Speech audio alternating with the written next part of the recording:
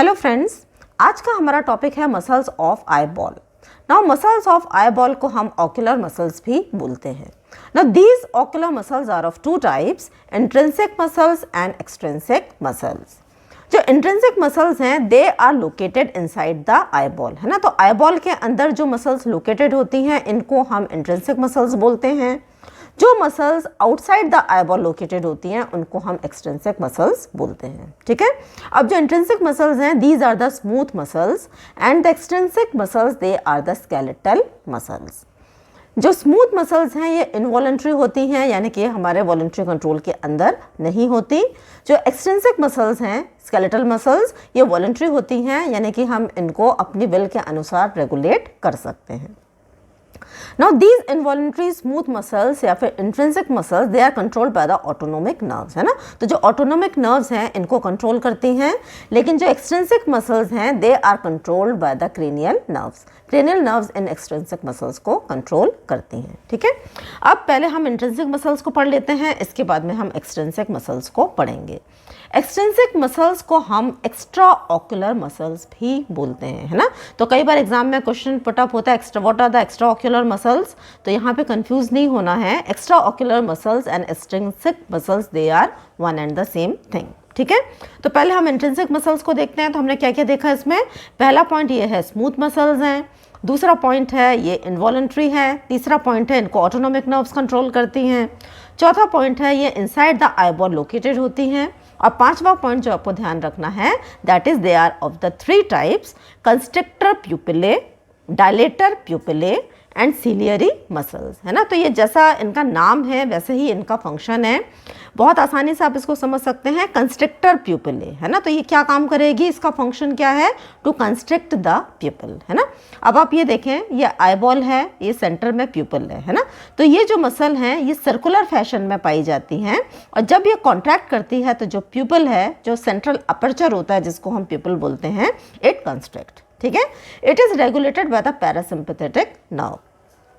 जो डायलेटर प्यूपिले है जैसा कि नाम से समझ में आ रहा है ये क्या करता है, प्यूपिल को डायलेट करती हैं, and these muscles are present in the radial fashion like the spokes of the wheel, है ना। जैसे गाड़ी का पहिया होता है उसी तरीके से रेडियल मैनर में ये मसल्स पाई जाती हैं, और जब ये मसल्स कॉन्ट्रैक्ट करती हैं तो जो प्यूपल्स होते हैं ये डायलेट करते हैं, है ना। तो ये देखिए यहाँ पे नॉर्मल प्यूपल है और यहाँ पे जो प्यूपल है ये क्या है, डायलेटेड है।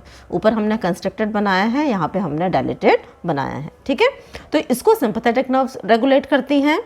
तीसरी होती है सीलियरी मसल्स, है ना। तो जो सीलियरी मसल्स हैं ये हमारी जो सेकेंड लेयर होती है आई की, उसके अंदर जो सीलियरी बॉडी एक स्ट्रक्चर होता है उसके अंदर ये मसल्स पाई जाती हैं, और इनका फंक्शन होता है it increase the anterior curvature of the lens during accommodation, है ना। अब अकोमोडेशन एक रिफ्लेक्स होता है जब हम किसी डिस्टेंट ऑब्जेक्ट को, दूर के ऑब्जेक्ट को देखते हैं, और दूर के ऑब्जेक्ट को देखकर जब हम अपने विजन को किसी पास की चीज़ पर, नियर ऑब्जेक्ट पर फोकस करते हैं तो हमारे आई के अंदर कुछ चेंजेस होते हैं, है ना।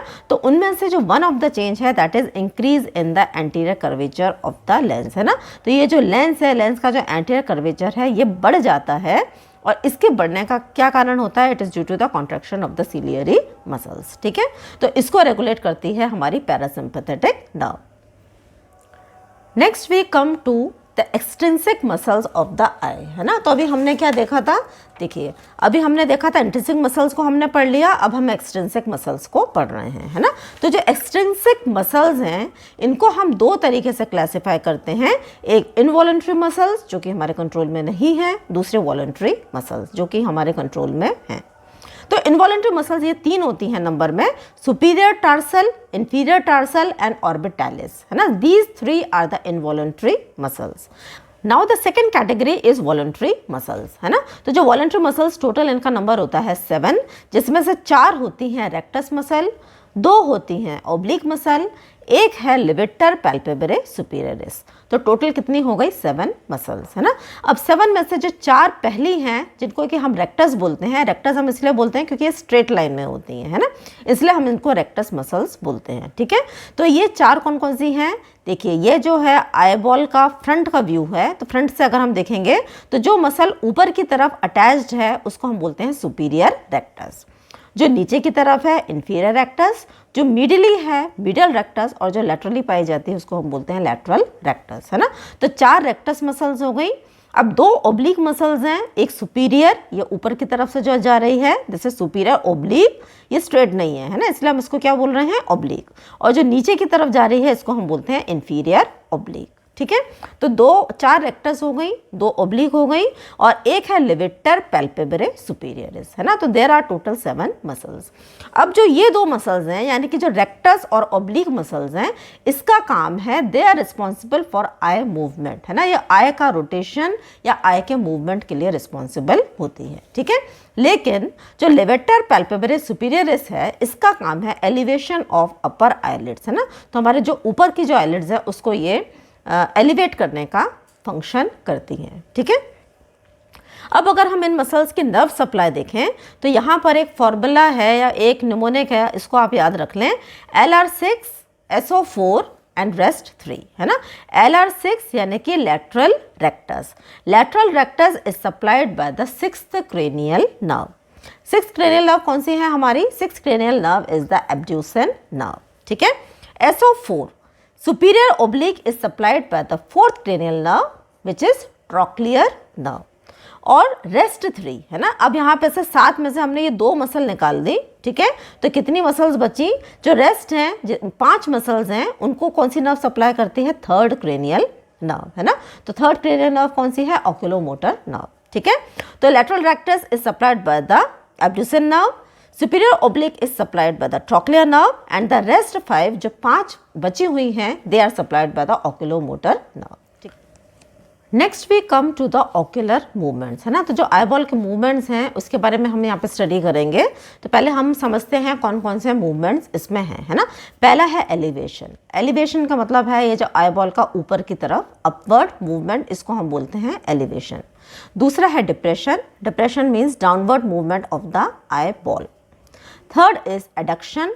एडक्शन का मतलब होता है medial movement of the eyeball, है ना। ये आई बॉल का नोज की तरफ जो मूवमेंट होता है मीडियली, इसको हम बोलते हैं एडक्शन।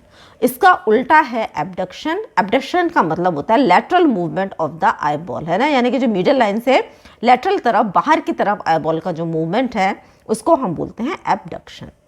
देन इंटॉर्शन। इंटॉर्शन का मतलब है इनवर्ड रोटेशन, है ना। अब ये जो आई बॉल है ये मूव करके कुछ इस तरीके से अगर इसका मूवमेंट होता है तो इसको हम बोलते हैं इंटॉर्शन। और एक्सटॉर्शन का मतलब होता है आउटवर्ड रोटेशन, है ना। तो यहाँ पर जो आई बॉल है यहाँ तो ये अंदर की तरफ आ रही है, और अगर ये आई बॉल ये बाहर की तरफ जाएगी तो इसको हम बोलते हैं एक्सटॉर्शन, ठीक है। अब ये जितने भी ऑक्यूलर मूवमेंट्स हैं इसके लिए कुछ मसल्स हैं जो कि रिस्पॉन्सिबल होती हैं। अब इसमें से मसल्स 2 तरीके की होती हैं। एक है प्राइमरी मसल यानी कि मेन मसल जो कि इन मूवमेंट के लिए रिस्पॉन्सिबल होती है। दूसरी है सेकेंडरी मसल जो कि इन मसल्स को असिस्ट करती है और ये जो मूवमेंट्स हैं इसमें ये हेल्प करती है ना। तो हम दोनों को देखते जाते हैं। तो इसको हम थोड़ा सा डायग्राम से देखते हैं। इस डायग्राम को देखें आप, चलिए, है ना। तो जो पहला मूवमेंट है हमारा that is the elevation. Elevation के लिए कौन सी मसल रिस्पॉन्सिबल है? सुपीरियर रेक्टस, है ना। तो ये मूवमेंट है एलिवेशन। एलिवेशन के लिए सुपीरियर रेक्टस मसल यानी कि अपवर्ड मूवमेंट के लिए सुपीरियर रेक्टस मेन मसल है, और इस मेन मसल को जो असिस्ट कर रही है मसल वो है इंफीरियर ओब्लिक, है ना।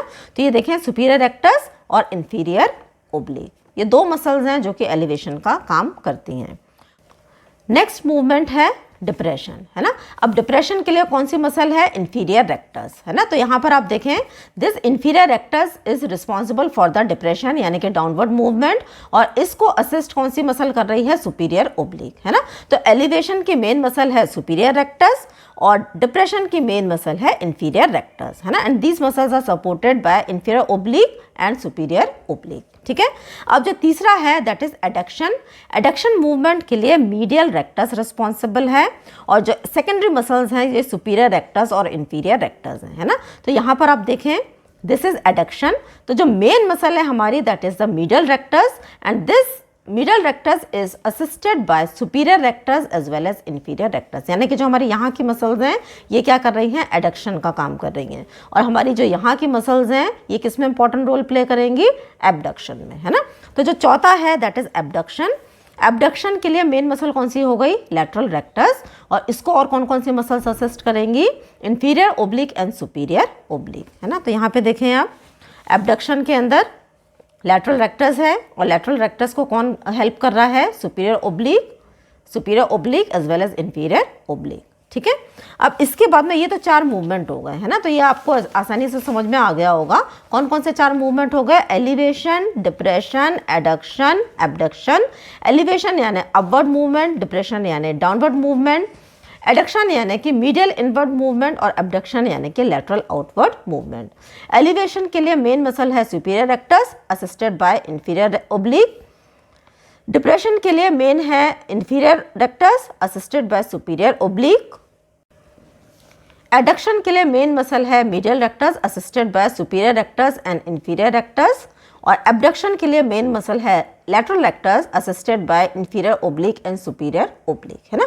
अब इसके अलावा 2 मूवमेंट्स और होते हैं जो कि हमने अभी पढ़े थे, दैट इज इंटॉर्शन। इंटॉर्शन के लिए जो मसल रिस्पॉन्सिबल है that is the superior oblique, है ना। मेन मसल है हमारी प्राइमरी मसल सुपीरियर ओब्लिक है, और इसको जो सेकेंडरी मसल है that is the superior rectus, ठीक है। एक्सटॉर्शन के लिए इंफीरियर ओब्लिक मसल रिस्पॉन्सिबल होती है, और जो सेकेंडरी मसल है दैट इज इंफीरियर रेक्टस।